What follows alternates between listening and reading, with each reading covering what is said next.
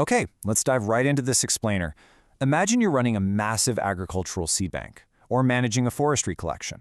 You've got this crucial task, extracting viable, perfectly intact seeds from fleshy, soft fruits. It's a high-stakes balancing act, really. One wrong move, and boom, an entire collection could be destroyed.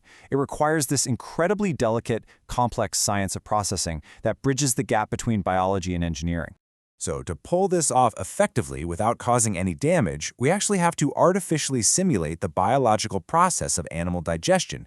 Think about it. In nature, a bird or a mammal eats the fruit, their stomach breaks down the surrounding flesh, and the seed passes through perfectly cleaned and ready to germinate.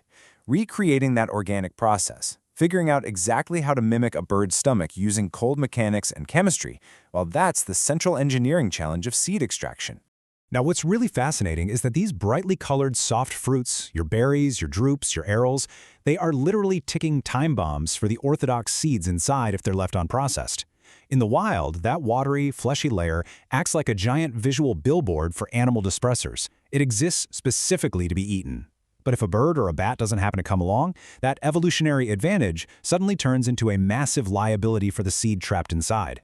Right, so what happens if we don't artificially intervene? Well, three pretty devastating biological threats pop up. First, the flesh inevitably rots and decomposes, which can physically harm or just outright kill the underlying seed. Second, the sugary pulp naturally ferments, which produces alcohol. And let me tell you, alcohol is highly poisonous to seeds. Finally, that fruit flesh is absolutely packed with chemical germination inhibitors. These are specifically evolved to delay sprouting until the seed has safely passed through an animal's gut.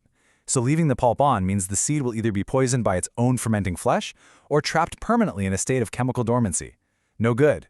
Because of these immense biological threats, our extraction tools have to be perfectly calibrated to the specific structure of the fruit.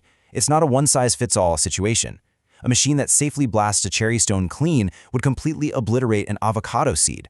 Seeds wrapped in a hard stone, like cherries or plums, are locked inside a natural vault, so we can be fairly aggressive with them. But delicate seeds, they feature incredibly soft seed coats. The second you apply too much pressure or introduce the wrong kind of friction, they are crushed beyond recovery.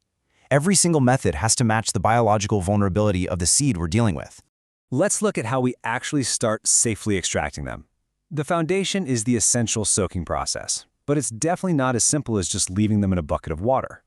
Often the pulp is way too hard right off the tree. So step 1 is checking maturity and allowing the pulp to soften via after maturation.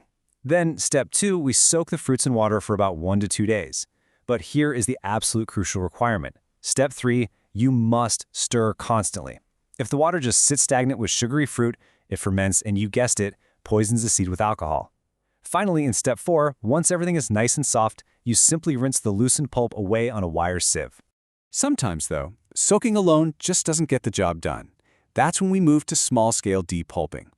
The real trick here is finding the perfect mechanical friction for lab quantities without accidentally crushing the delicate payload. We obviously don't need giant industrial setups for these smaller batches, but we do have to carefully manage the physics of the tools we choose, which are actually often everyday household appliances that bring their own unique mechanical risks. To put that into perspective, let's compare a standard kitchen blender to a potato peeler. The blender relies on cross-formed rotating knives, which is a massive impact risk. If you try to depulp soft fruits in a regular blender, you are literally going to make a seed smoothie. To use it safely, extractors have to deliberately dull the blades and severely reduce the speed. Conversely, a mechanical household potato peeler is a fantastic tool. It uses a revolving bottom and a nubby inner cylinder wall. Instead of violently slicing, it provides this much gentler rubbing action against the fruit, pulling the flesh away while leaving the inner seed coat totally intact. But what happens when we're dealing with massive forestry collections? Upscaling the extraction requires industrial machinery. When you bring in thousands of seeds, a potato peeler just won't cut it anymore. Yet, even at this massive scale, the core objective remains exactly the same, mimicking that gentle biological digestion, just optimized for heavy volume. Here are 2 incredible pieces of industrial equipment that show exactly how we manage that volume without sacrificing the seeds. First up is the coffee depulper. This machine works by squeezing the fruit between a rotating drum and a stationary cylinder. Its main advantage is pure precision. You can easily adjust the gap distance depending on whether you're processing tiny berries or much larger orthodox seeds. Then we have the dive-it cleaner. This revolves a bottom disc to safely rupture the fruit against the cylinder wall. And the brilliant part? It features an ingenious escape hatch. It's a bottom opening designed so that the exact second a seed is perfectly clean, it gets washed right out. This completely prevents any risk of overtreatment while the unfinished fruits keep grinding away. Now, this next concept might sound completely counterintuitive, but sometimes the most aggressive-looking tool is actually the gentlest on the seed coat. Compared to mechanical rupturing, high-powered water is actually considered a very soft treatment. When heavy grinding is just too risky for a highly vulnerable collection, we actually ditch the metal mechanics altogether and rely on the sheer force of high-pressure liquid. Enter jet cleaning. This provides simultaneous mechanical impact and washing in one single incredibly efficient step. It blasts the fruit with a high-powered water stream, knocking the flesh loose while instantly diluting and washing away those chemical germination inhibitors we talked about earlier. It's super effective for removing remnant pulp after other depulping methods have done the heavy lifting. And paradoxically, it remains incredibly gentle on delicate, soft seed coats because the impact comes from fluid dynamics rather than grinding metal. But there is one absolutely crucial requirement. You literally must use a wire mesh basket. With that much water pressure, if they aren't secured, your perfectly clean seeds are going to be blasted clear across the room.